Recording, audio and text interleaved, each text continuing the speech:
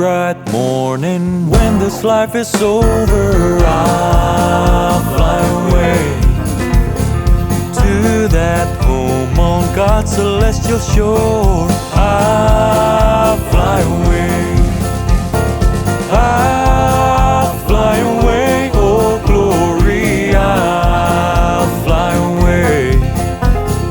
When I die, hallelujah, by and by, I'll fly away.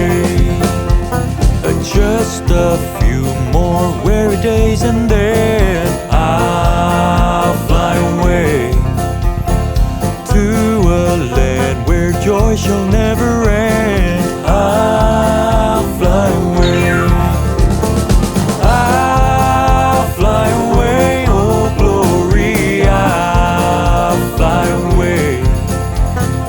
When I die, hallelujah, by and by, I'll fly away, I'll fly away, oh glory, I'll fly away. When I die, hallelujah, by and by, I'll fly away.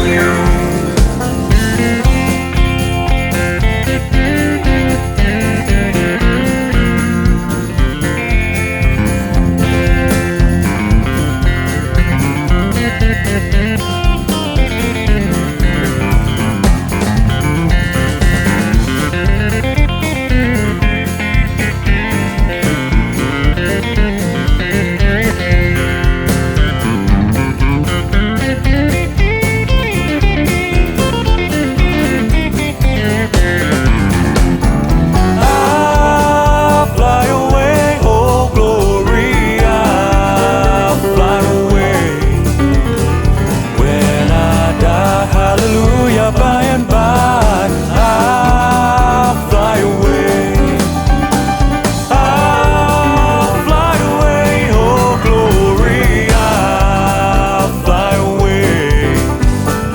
When I die, hallelujah, by and by, I'll fly away.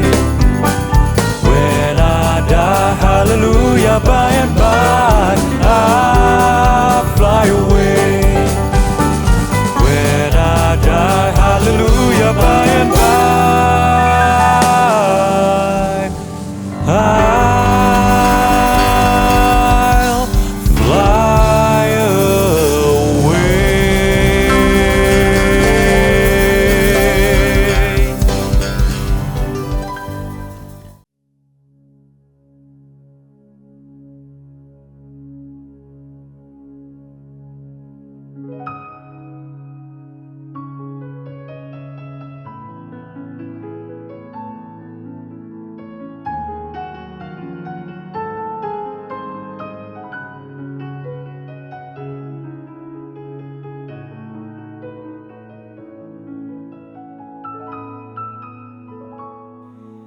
Saat indah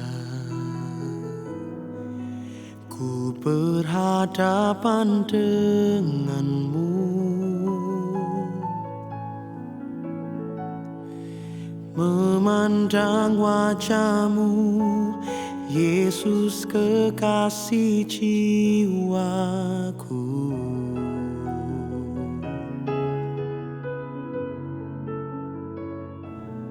Bau wajahku erat dalam pelukanmu, menikmati kasih dan indahnya hadiratmu.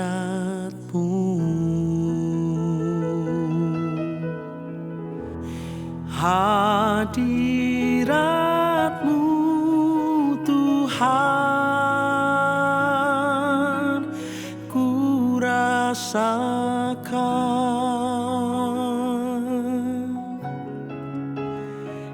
kekudusan-Mu Bapa, penuhiku,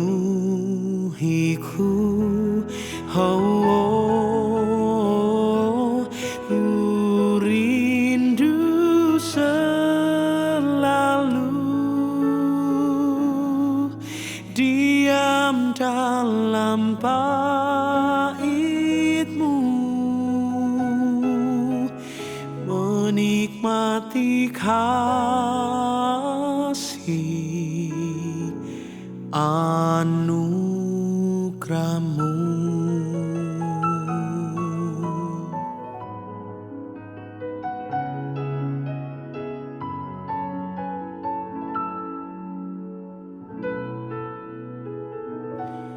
Saat indah ku berhadapan dengan-Mu,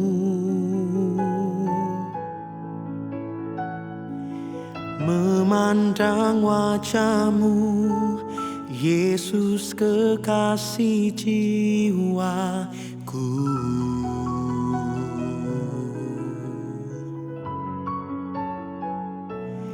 Bawa daku erat dalam pelukan-Mu,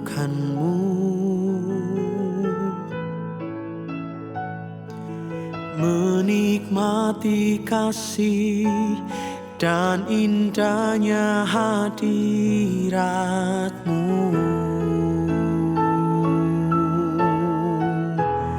Hadirat-Mu Tuhan ku rasakan,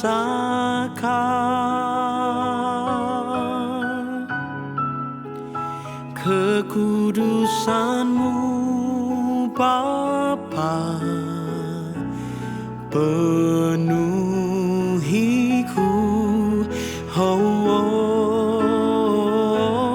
ku rindu selalu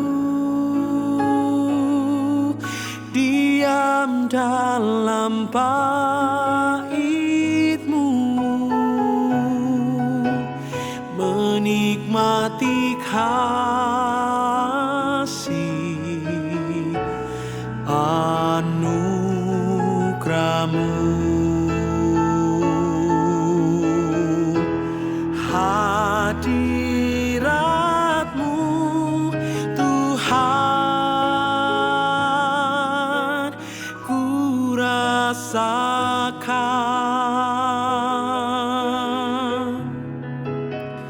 kekudusan-Mu Bapa, penuhiku,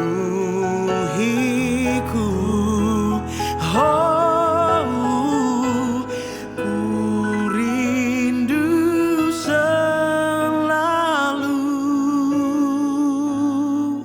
diam dalam bait-Mu, menikmati kasih anugerah-Mu.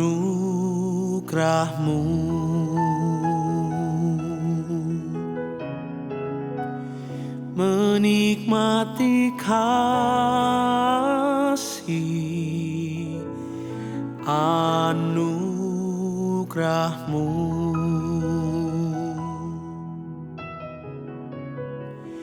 Menikmati kasih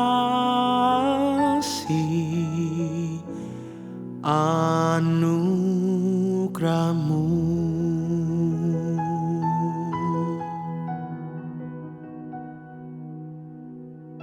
Biar dimanapun kami berada ya Tuhan, hadirat-Mu boleh memenuhi hati kami, hadirat-Mu boleh menjamah setiap kami. Kami buka hati kami ya Tuhan.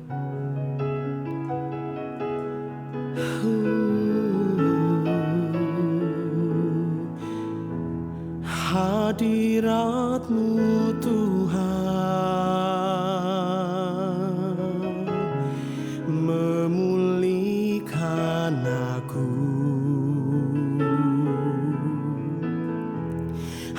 hadirat-Mu Tuhan, oh,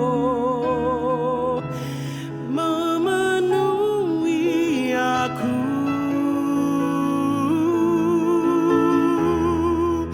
Oh, Kau menjamah hatiku, Kau memuaskanku. Haleluya, oh, kami buka hatiku. Haleluya.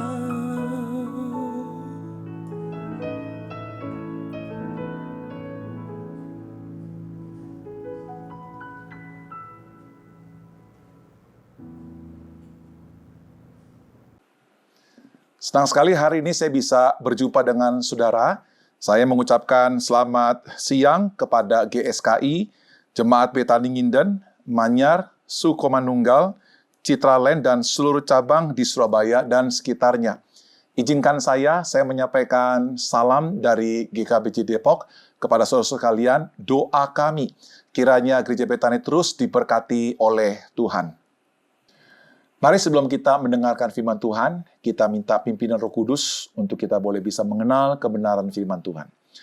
Bapa di surga, kami bersyukur Engkau adalah Allah yang berfirman bagi kami. Dan melalui perantaran Roh Kudus, Engkau telah memberikan kepada kami firman-Mu yang tertulis. Dan oleh Kristus firman-Mu yang menjadi daging. Kami rindu Tuhan, kami boleh mengenal kebenaran-Mu yang menguduskan kami. Yang boleh membawa kami menjadi orang Kristen yang dewasa di dalam Engkau.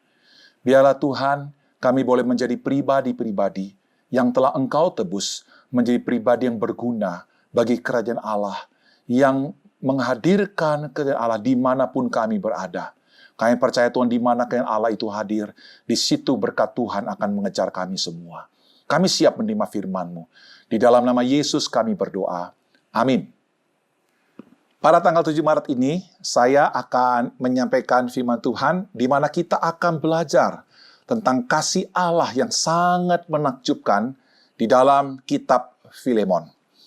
Saudara, saya ingin menyanyikan satu buah lagu yang dikarang oleh Fredrik M. Lehman yang berjudul Kasih Allah. Mungkin sebagian besar di antara kita tidak mengenal lagu ini, tapi kebanyakan lagu ini dinyanyikan oleh kalangan Protestan atau kalangan gereja-gereja Injili. Lagu ini berbunyi demikian. Kasih Allah amat besar yang tak dapat dilukiskan, lebih tinggi dari bintang, lebih dalam dari lautan. Meski Adam telah berdosa, Ia mengutus anaknya, agar kita damai dengannya, dosa diampuninya. Kasih Allah tak terduga, tinggi, dalam, dan luas, tetap teguh, tak berubah, sampai selama-lamanya. Syair yang keduanya saya tidak akan menyanyikan, saudaraku, saya akan membacakan seperti ini. Dalam dunia yang tak tetap, tahta kuasa kan lenyaplah. Manusia menolak firman, berpaling pada berhala, kasih Allah tak terduga, dan teramat besar, menyatakan penebusan bagi orang berdosa. Kasih Allah tak terduga, tinggi, dalam, dan luas, tetap teguh, tak berubah, sampai selama-lamanya. Bait yang ketiga, saudara, dengan langit sebagai kertas, batang pohon sebagai pena, air laut sebagai dawat, tiap orang penulisnya tak mungkin akan menuliskan kasih Allah yang besar. Langit dari timur ke barat tak akan memuatnya. Kasih Allah tak terduga, tinggi, dalam, dan luas, tetap teguh tak berubah, sampai selama-lamanya. Saudaraku, lagu ini menggambarkan betapa hebatnya, betapa kasih Allah itu sangat mengagumkan. Nah, saudara, kita akan belajar hari ini bukan dari syair ini, saudaraku, tapi dari kitab Filemon tentang kasih Allah.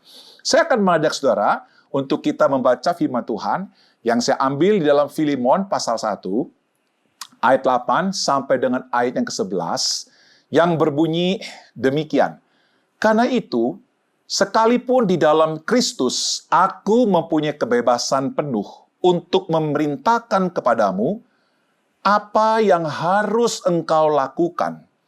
Tetapi mengingat kasih-Mu itu, lebih baik aku memintanya daripadamu, aku, Paulus, yang sudah menjadi tua, lagi pula sekarang dipenjarakan karena Kristus Yesus, mengajukan permintaan kepadamu mengenai anakku yang kudapat selagi aku dalam penjara, yakni Onesimus. Dahulu memang dia tidak berguna bagimu, tetapi sekarang sangat berguna, baik bagimu maupun bagiku. Coba perhatikan sekali lagi ayat 8 dan ayat yang ke-9, saudara. Karena itu, sekalipun di dalam Kristus aku mempunyai kebebasan penuh untuk memerintah kepadamu, apa yang harus engkau lakukan? Rupanya dalam ayat 8 ini, saudaraku, Paulus itu memiliki sebuah otoritas yang tinggi kepada seorang yang bernama Filemon. Dengan otoritas itu, saudaraku, Paulus bisa memerintahkan Filemon untuk melakukan sesuatu. Tetapi yang menarik, saudaraku, Paulus tidak menggunakan otoritasnya untuk meminta sesuatu kepada Filemon agar Filemon melakukan yang sangat penting yang diminta oleh Paulus. Di mana Paulus melihat kasih Allah yang ada di dalam diri Filemon, dan Paulus tahu kasih itu yang akan menggerakkan Filemon untuk melakukan sesuatu apa yang dirindukan oleh Paulus yang adalah bapak rohaninya. Ayat 9 berkata seperti ini, tetapi mengingat kasih-Mu itu, lebih baik aku memintanya daripadamu. Aku, Paulus, yang sudah menjadi tua.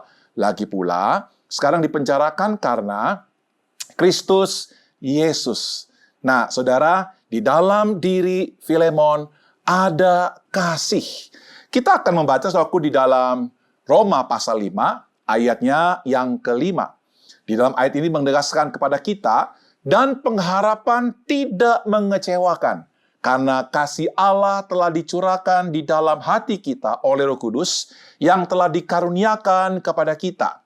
Karena kasih Allah telah dicurahkan di dalam Filemon oleh Roh Kudus yang telah dikaruniakan kepada Filemon.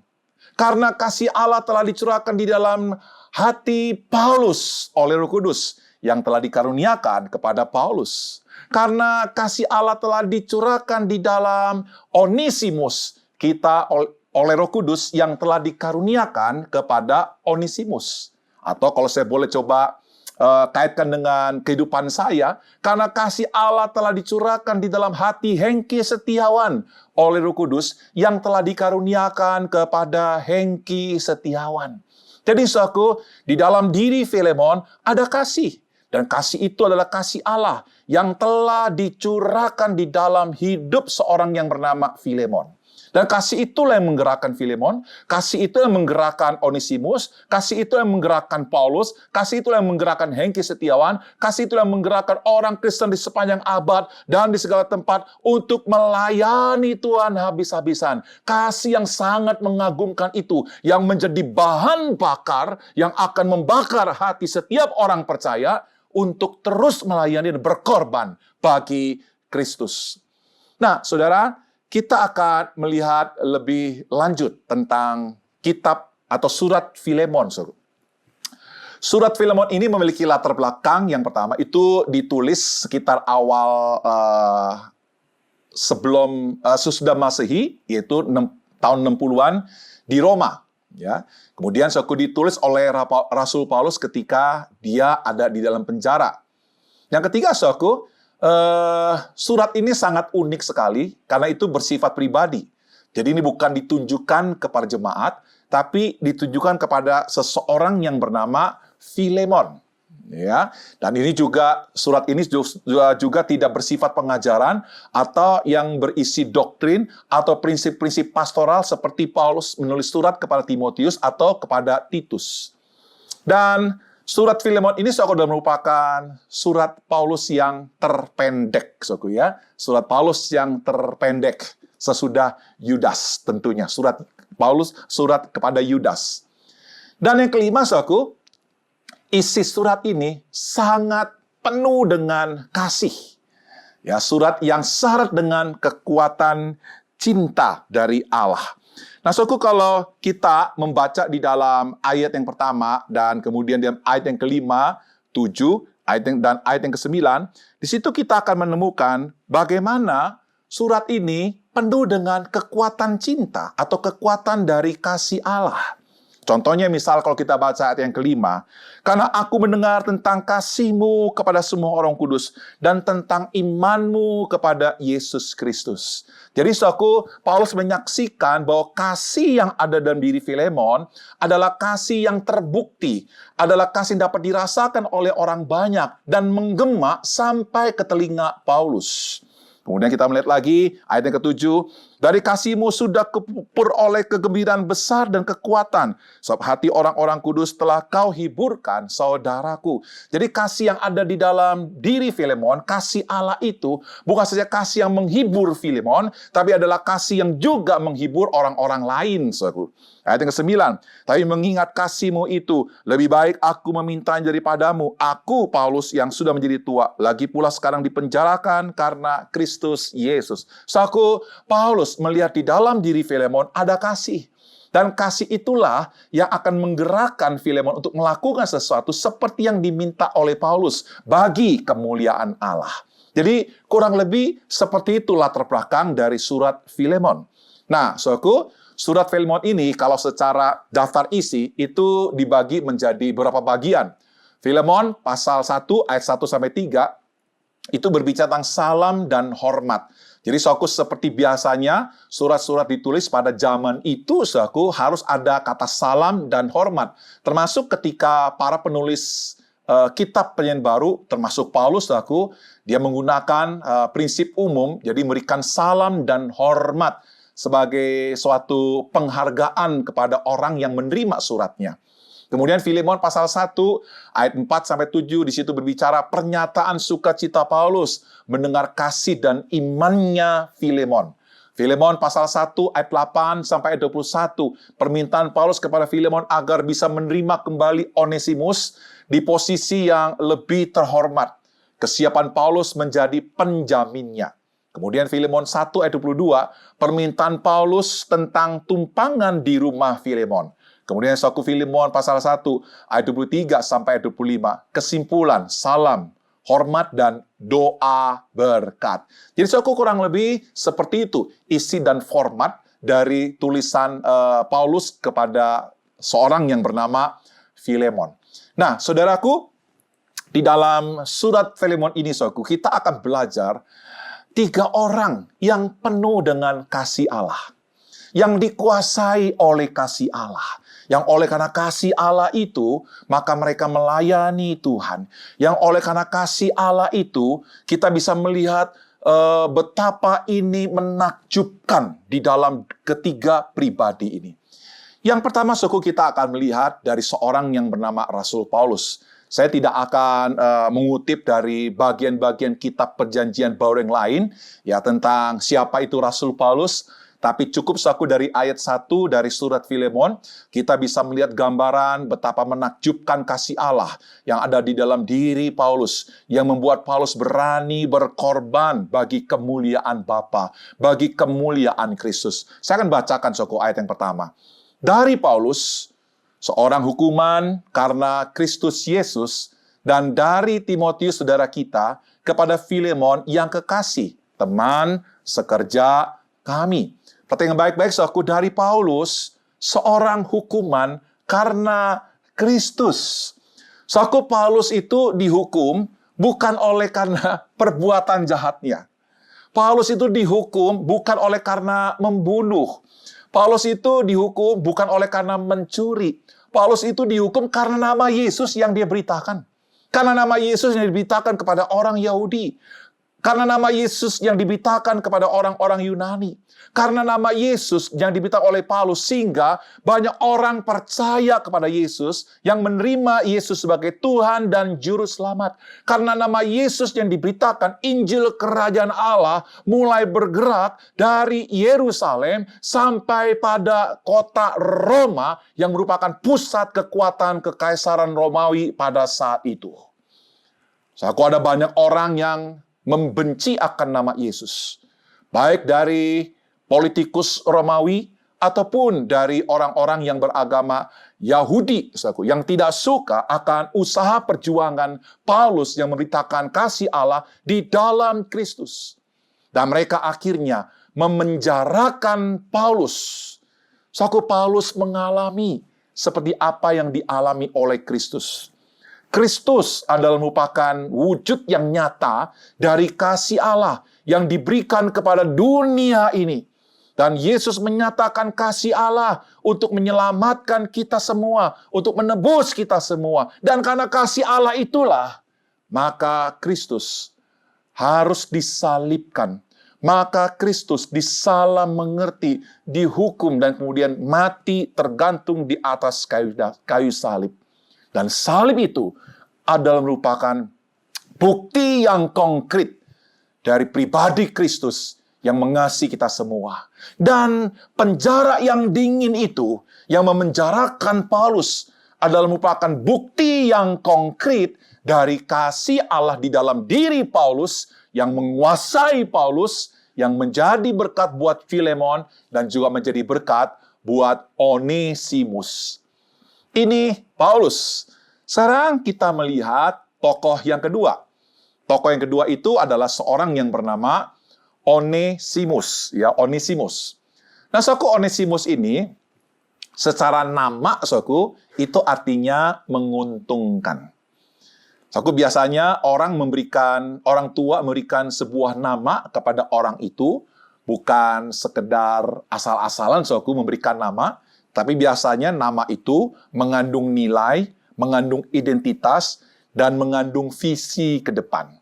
Nah, kalau kita melihat suatu arti nama dari seorang yang bernama Onesimus, itu artinya menguntungkan. Secara nilai, suatu Onesimus itu seharusnya menjadi berkat buat banyak orang. Hidupnya itu harus selalu menguntungkan orang lain. Kemudian suatu secara visi, seharusnya kehidupan Onesimus, ya, di dalam pekerjaannya, di dalam usahanya, dari hari ke hari, dari bulan ke bulan, seharusnya semakin lebih menguntungkan orang-orang lain. Seharusnya seperti itu. Karena di dalam nama tergantung nilai, tergantung identitas, dan tergantung visi. Yang kedua, saudaraku, Filemon ini rupanya adalah orang yang sangat menyedihkan. Ya, dia itu sebenarnya adalah seorang budak yang dipekerjakan di rumah Filemon. Saudaraku, budak pada saat itu biasanya adalah orang-orang yang ada di sebuah negara, yang di mana negara itu dikalahkan, dan orang itu atau rakyat negara itu kemudian dijarah, diambil untuk dijadikan budak. Nah, pada saat itu saudaraku, ada 3 macam budak ketika sebuah negara dikalahkan dan rakyatnya dirampas. Ada 3 macam budak, saudaraku. Budak yang pertama itu adalah budak yang kuat badannya, yang hebat fisiknya, dan biasanya budak-budak seperti ini akan dijadikan semacam kayak adu ayam, saudaraku, ya, adu banteng begitu ya. Jadi saudaraku, mereka akan diadu, dan di mana orang-orang Romawi pada saat itu saudaraku melakukan sebuah taruhan, ya, sehingga saudaraku yang menang itu akhirnya mendapatkan keuntungan. Ya, yang menang itu saudaraku, bosnya akan mendapatkan keuntungan dari sebuah uang yang ditaruh. Yang kedua, saudaraku, adalah budak yang cacat. Ya, itu biasanya kalau budak yang cacat itu tidak mungkin saudaraku dipertarungkan di medan laga pada saat itu. Budak yang cacat itu biasanya akan ditaruh di sebuah rumah, dan biasanya itu akan menjadi orang yang membersihkan rumah, atau disebut sebagai dalam tanda petik vacuum cleaner, saudaraku. Jadi kalau tuannya pulang, saudaraku, dialah yang membersihkan kakinya. Ya, ketika ada remah-remah di bawah meja makan, saudaraku, maka orang ini akan membersihkannya. Nah, ini budak yang kedua. Nah, budak yang ketiga itu adalah orang yang pinter, tetapi badannya agak lemah. Atau badannya tidak sekekar orang-orang yang diadu. Saudara.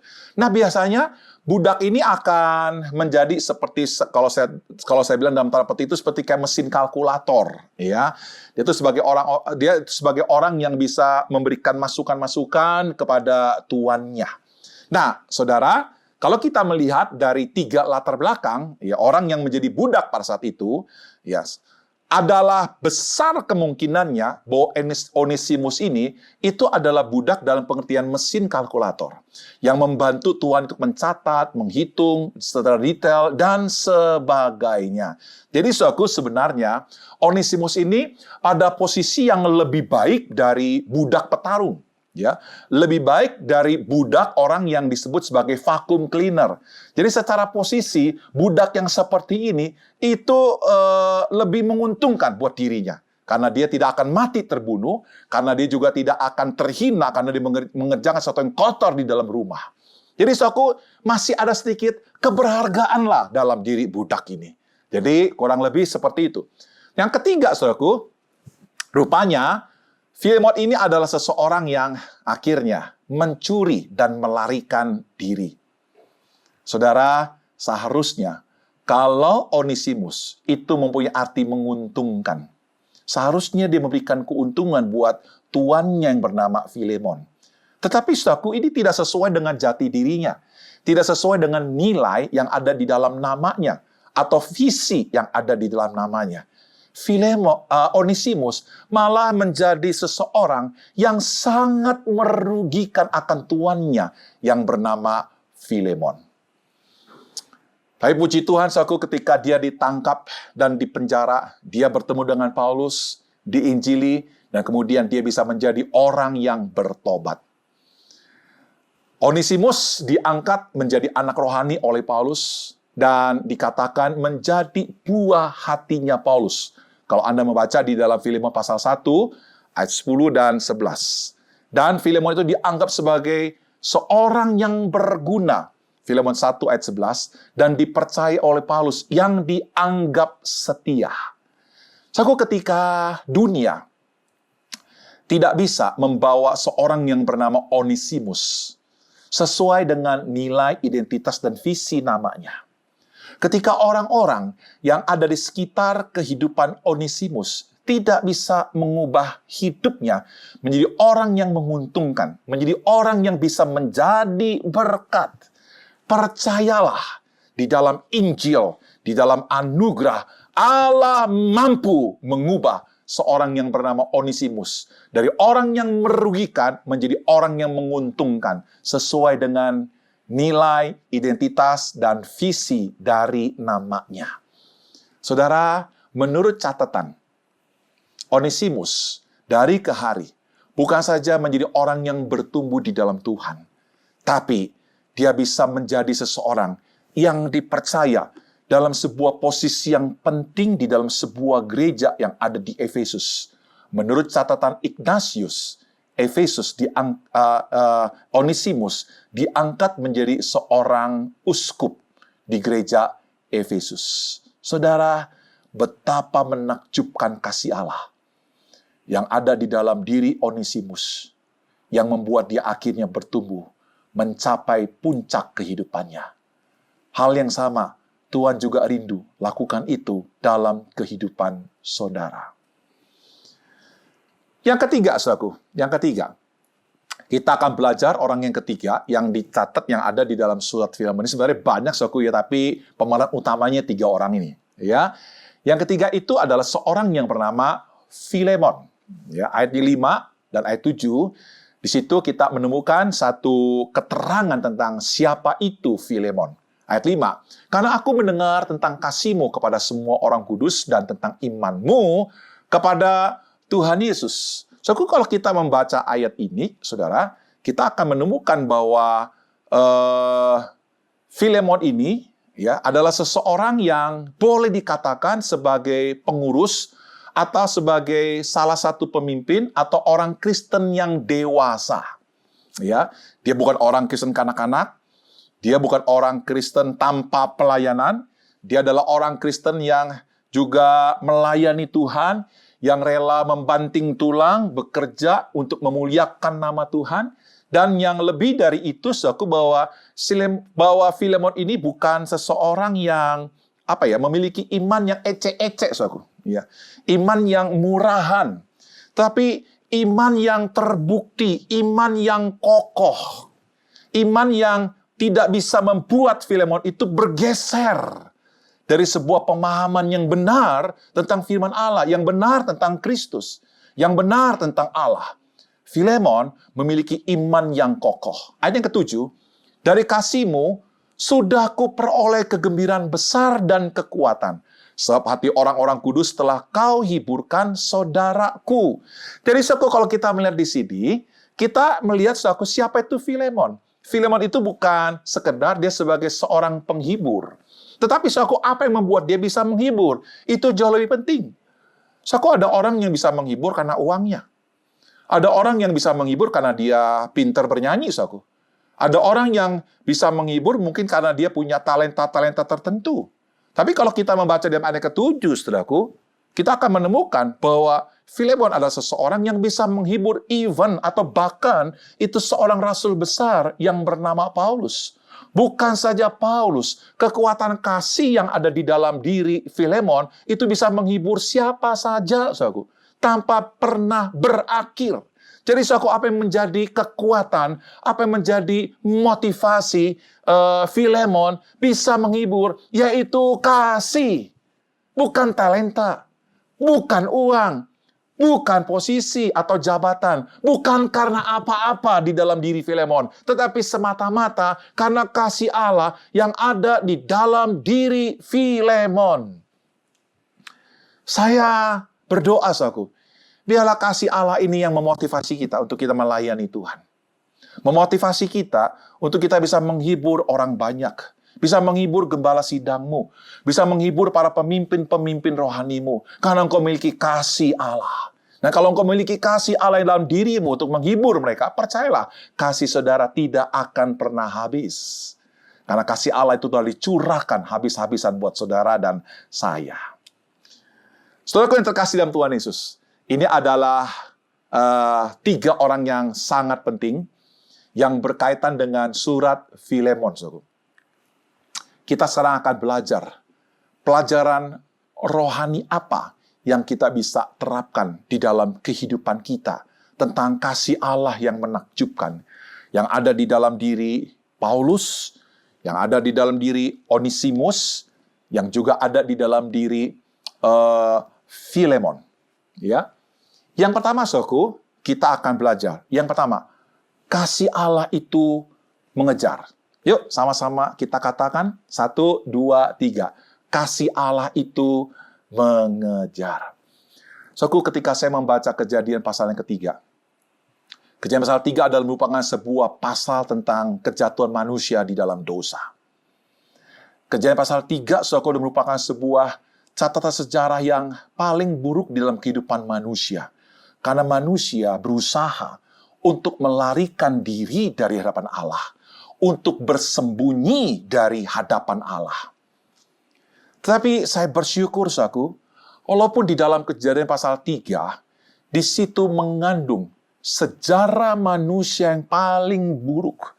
Tapi di sisi lain, saudaraku, di dalam Kejadian pasal yang ketiga, kita menemukan catatan yang paling menakjubkan, yaitu Allah mengejar Adam dan Hawa. Allah tidak lelah mencari Adam dan Hawa yang tersembunyi. So, aku mulai dari Kejadian 3 sampai nanti pada saat Yesus datang yang kedua kali. Saya ingin katakan kepada saudara bahwa Allah tidak pernah lelah untuk mengejar orang-orang berdosa, supaya mereka mendapatkan keselamatan di dalam Kristus. Supaya hubungan itu dipulihkan kembali di dalam Kristus. Filemon pasal 1 ayat yang ke-10. Kita menemukan, saudaraku, bahwa Allah yang mengejar Onesimus ini adalah Allah yang memakai Paulus sebagai tangan kasih karunia Allah untuk mengejar seorang yang bernama Onesimus. Perhatikan, Filemon pasal 1 ayat yang ke-10.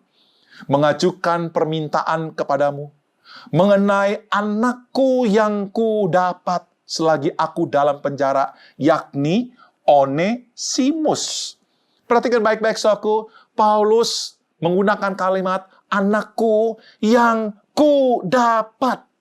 Jadi saudaraku, kalau Onesimus, dia bisa melayani Tuhan. Onesimus akhirnya bisa berdamai dengan Filemon. Onesimus akhirnya bisa menjadi seorang uskup di Efesus.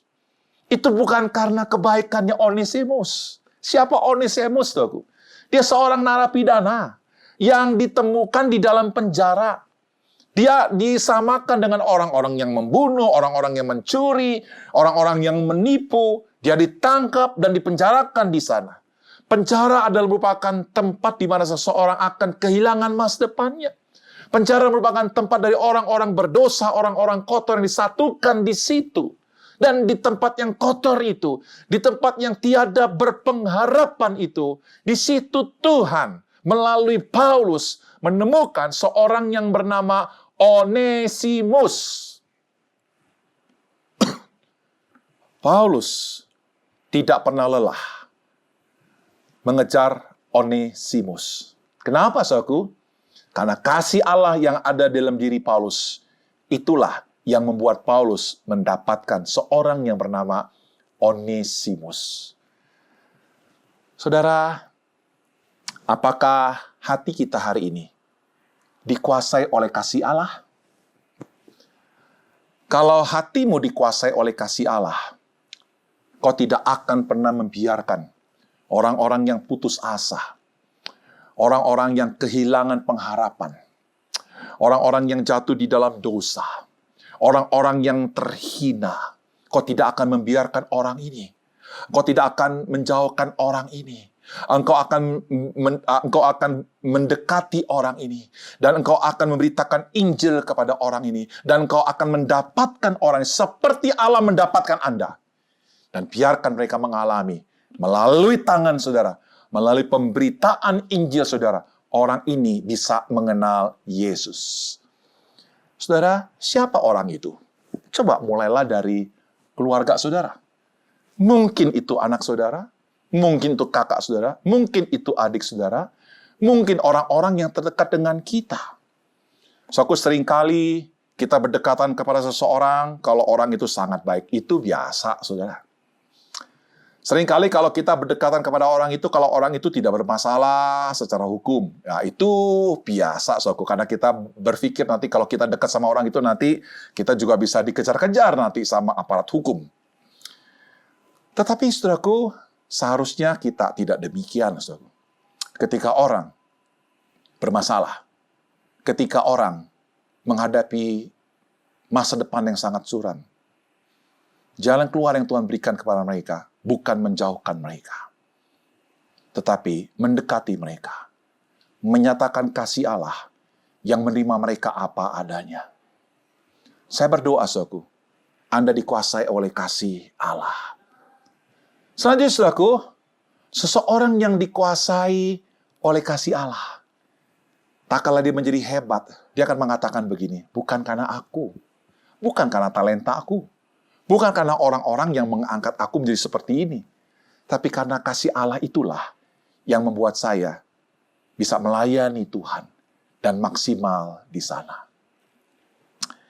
Yang kedua, saudaraku, pelajaran rohani apa yang akan kita bisa peroleh dari tulisan Filemon, dari kisah Filemon kepada Onesimus, Paulus kepada Onesimus, dan sebagainya. Kasih Allah itu mengampuni, saudara. Bahwa kasih Allah dalam Filemon memberi kemampuan untuk mengampuni Onesimus. Saudara, kalau saya ingin tanya sama saudara, kalau ada seseorang yang saudara angkat dia menjadi seorang karyawan, atau menjadi seseorang yang saudara percaya di perusahaan saudara atau di dalam keluarga saudara. Orang ini sebenarnya dari latar belakang yang sangat menyedihkan sekali, saudara. Dan saudara ingin mengangkat dia bisa menjadi orang yang lebih baik. Coba saudara bayangkan, kalau akhirnya dia mencuri uang saudara. kalau akhirnya dia mengkhianati saudara. Dia berbuat jahat kepada saudara. Dan kemudian dia melarikan diri dari saudara. Umumnya, saudaraku, dan saya bisa memahami kalau saudara bisa membenci orang itu habis-habisan. Tapi ya saudara jangan sampai begitulah ya. Atau minimal saudara ya sudahlah, nggak membenci tetapi juga tidak mau mendekati orang itu. Tapi saudaraku, kita melihat betapa hebatnya kasih Allah yang menakjubkan itu yang ada di dalam diri Filemon. Saudaraku, Filemon menerima Onesimus. Bukan saja dia mengampuni, bahkan saudaraku, Paulus minta agar Onesimus itu dipercaya sebagai rekan sekerja, bukan budak, saudaraku. Bukan karyawan, tapi rekan sekerja. Lihat baik-baik, saudaraku, bagaimana Onesimus, bagaimana Filemon menanggapinya. Saudaraku, memang tidak ada catatan bahwa Onesimus mengatakan, bahwa Filemon mengatakan, Onesimus, aku mengampuni kamu. Memang nggak ada catatan itu, saudaraku. Tetapi saudaraku, dari buah-buah kehidupan dari seorang yang bernama Onesimus, di mana dia bisa menjadi rekan sekerja Filemon, dan bahkan saudaraku dipercaya untuk bisa menjadi seorang uskup. Saya sangat yakin sekali, saudara, bahwa Filemon adalah seseorang yang sudah mengampuni Filemon, yang sudah mengampuni Onesimus. Bahwa Filemon mengampuni Onesimus bukan saja dengan perkataan, tapi dengan sebuah tindakan. Bukan dengan emosi semata, tapi dengan sebuah perencanaan bagaimana membangun seorang yang bernama Onesimus ini menjadi orang yang berguna.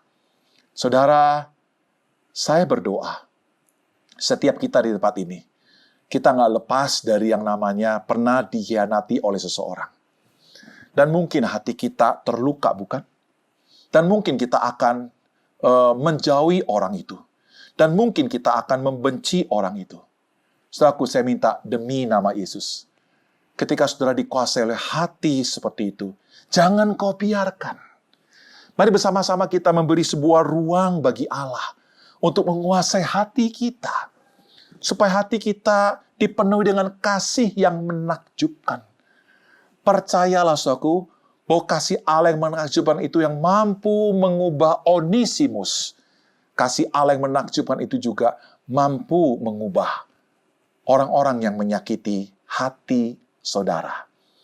Itulah sebab, saudaraku, kita akan masuk pada bagian yang ketiga tentang pelajaran rohani dari surat Filemon ini, yaitu kasih Allah itu mengubah. Dia mampu mengubah orang yang sangat buruk menjadi orang yang baik.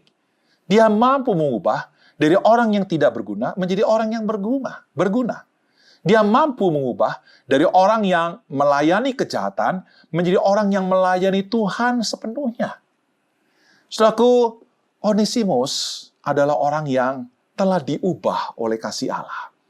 Filemon adalah orang yang telah diubah oleh kasih Allah. Paulus adalah seseorang yang telah diubah oleh kasih Allah, mencapai suatu kemaksimalan di dalam hidup mereka.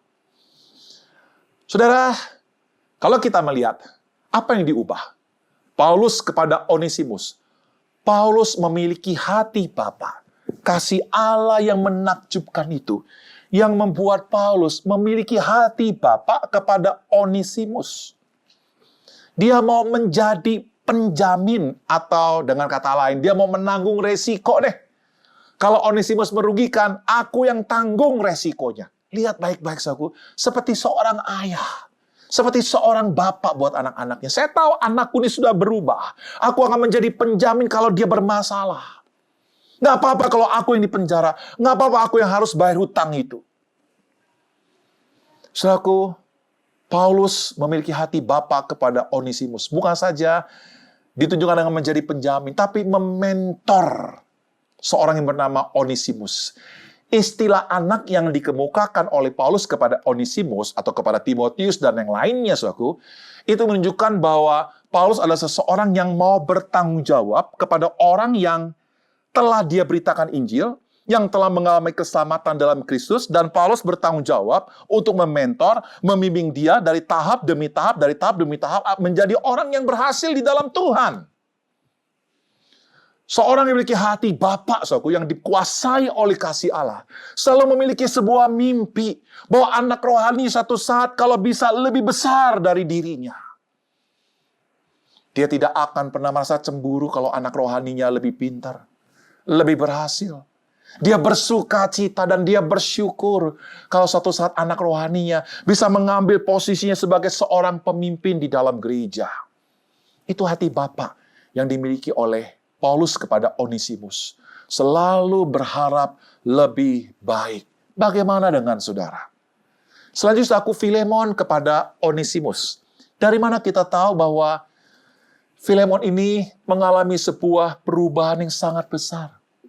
Perhatikan baik-baik, mengampuni, menjadikan teman baik, bahkan diberi kesempatan untuk bisa menjadi orang yang lebih hebat dari seorang yang bernama Filemon.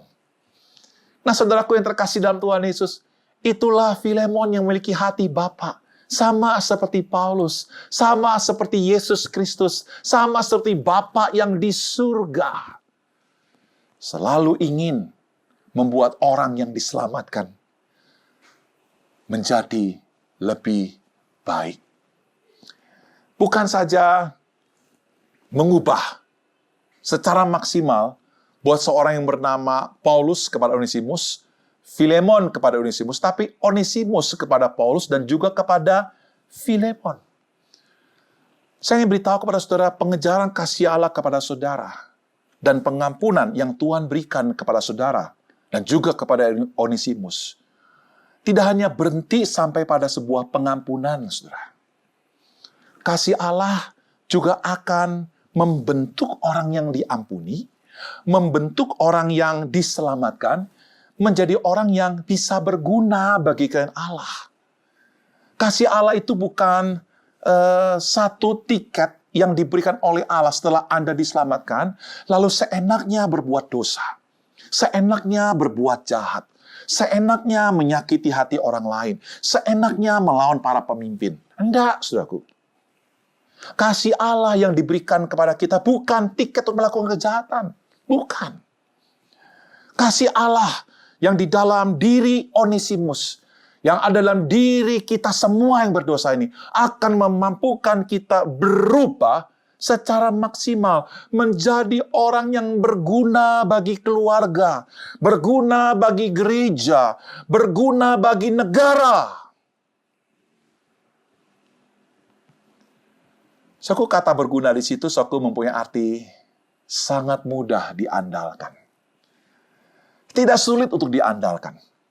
Dan sudah tentunya, suku, kalau kita mengacu pada pemahaman seperti ini, suku, orang ini adalah orang yang mau berjuang habis-habisan untuk bisa menjadi orang yang dapat diandalkan. Kalau di gereja, dia akan belajar bagaimana bisa membangun gereja ini. Dia akan mempelajari Alkitab. Dia akan mempelajari seni memimpin. Dia akan mempelajari kemampuan-kemampuan, talenta-talenta. Bagaimana mempraktekkan. Dia akan mempelajari sehingga dia bisa menjadi orang yang berguna, dapat diandalkan. Kalau saudara adalah seorang anggota keluarga, kalau Anda adalah seorang anak, jadilah seorang yang berguna, yang sangat mudah diandalkan oleh orang tua Anda. Pernahkah Anda mengatakan iya kepada mama atau kepada papa? Papa, aku siap untuk mengantar adikku pergi ke sekolah. Mama, aku siap untuk mencuci piring, membantu mama. Aku siap, mama, untuk menjadi orang yang berguna, dapat diandalkan oleh papa dan mama. Kalau Anda adalah seorang karyawan di kantor, apakah Anda adalah seorang yang dapat diandalkan oleh bos Anda? Atau sebaliknya Anda menjadi seseorang yang justru membuat orang di kantor itu atau bos Anda merasa rugi kalau ada Anda di sana. Saya berdoa, aku jadilah orang yang berguna dan dapat diandalkan. Karena kasih Allah mampu mengubah saudara. Bukan karena Anda, tapi karena kasih Allah yang dicurahkan oleh Roh Kudus. Saudara, kalau Anda menjadi warga negara, apakah Anda menjadi orang yang berguna bagi negara? Dapat diandalkan. Minimal, Anda bisa menjadi seorang yang bisa membayar pajak dengan jujur. menjadi orang yang berguna buat negara. Saya berdoa, saudaraku, biarlah kasih Allah yang menakjubkan yang ada di dalam surat Filemon ini, saudara alami secara pribadi, sehingga saudara menjadi orang yang kaya di dalam Kristus. Mari kita berdoa. Bapa di surga, kami bersyukur Tuhan untuk firman-Mu yang boleh kami dengar pada hari ini. Biarlah firman-Mu ini mengubah hati kami. Biarlah firman-Mu ini membawa kami pada sebuah pengalaman yang indah tentang kasih Allah. Yang bukan sekedar teori, tapi kasih Allah yang akan bergerak dalam hidup kami. Keluar dan menjadi berkat buat banyak orang. Tuhan, Kau berkati setiap kami mendengarkan firman ini. Di dalam nama Yesus Tuhan dan Juru Selamat kami berdoa. Amin.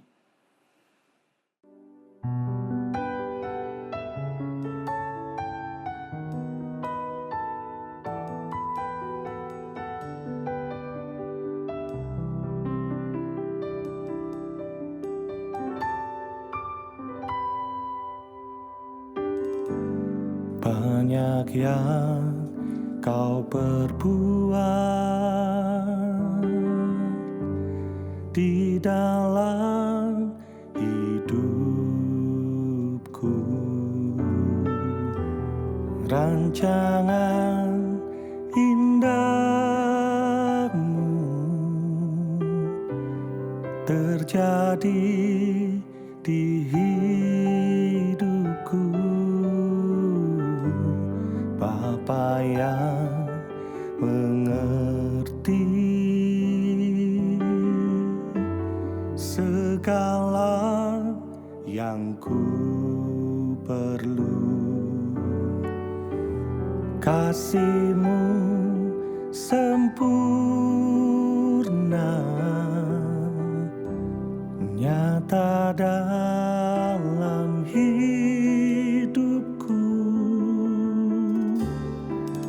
Ku bersyukur Bapa, ku bersyukur Tuhan, buat kasih setia